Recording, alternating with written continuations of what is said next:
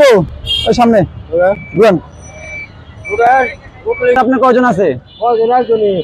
আপনি একলাই না, চাচি আছে? হ্যাঁ। ও, সকাল কটার দিকে বাড়িছেন?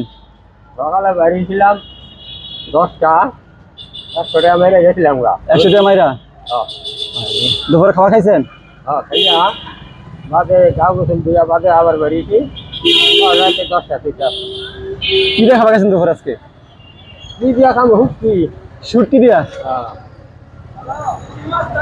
গরু মাংস বেটা খাওয়া আছে। গরু মাংস খাওয়া নাই? কত মাস ধরে গরু মাংস খান না? মেলা দিন ধরে। কয়দিন? ঈদের সময় পাইছিলাম, 2 কেজি বছর পাইছিলাম, 2বার রান্না হারা গেছে। তারপর আর নাই? না। তারপর আর খান নাই? না। কুরবান দিলে গুস্ত দেয় বড়া? বুঝতে দেয় না? না, জিনিসও তুলে আলা। কিন্তু সব রেখে দিয়ে গোস্ত? 1 বছরের গুস্ত আরেক বছর খা। তাও গরিবে দেয় না? গত বছরের গুস্ত 106 কেজি গুস্ত ময়লা খানা ফালাইছে, তাহলে আমি সব দিতে না। নাম কি চাচা? রাজ্জাক। ছেলে মেয়ে কয়জন? 4 জন, 2 মেয়ে 2 ছেলে। ও, ছেলে মেয়েরা কিছু করে না আপনার? ছেলে দায়িত্ব করে, ছেলে ধরা যায় না। ও, আপনার দেয়া সাথে করে না? খুবই দুঃখজনক। অবশেষে চলে আসলাম চাচাকে নিয়ে একটি গোস্তের দোকানে।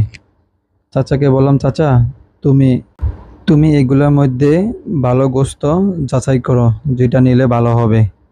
চাচা নিজের হাতে একটা একটা করে যাচাই করলো, এটা নিলে ভালো হবে। অবশেষে আমি এই গোস্তটাই নিলাম, কিন্তু চাচা এখনো বুঝতে পারে নাই যে এইগুলো হচ্ছে চাচার জন্য। প্রিয় ভাইয়েরা, আমার ভিডিওটা যদি আপনাদের কাছে ভালো লাগে তাহলে একটা শেয়ার, একটা কমেন্ট, একটা লাইক করে যাবেন। আপনার একটা শেয়ারই আমাকে অনুপ্রেরণা দেয়।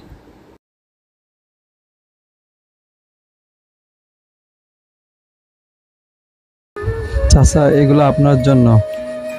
উনি হতবাক হয়ে গেল, অনেক খুশি হলো,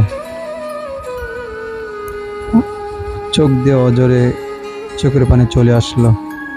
কিছু অনেক কথা শেয়ার করলো, সেগুলো আমি গোপনই রাখলাম। চাচা 2 চোখ দিয়ে ঝরঝর করে পানি পড়ছে আর গোস্তগুলো দিয়ে তাকাচ্ছে।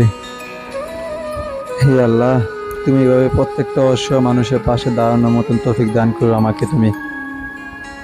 ওনার ফ্যামিলির সব কষ্ট কেঁদে কেঁদে আমার কাছে শেয়ার করলো, আমি একটু শুনলাম মন দিয়ে।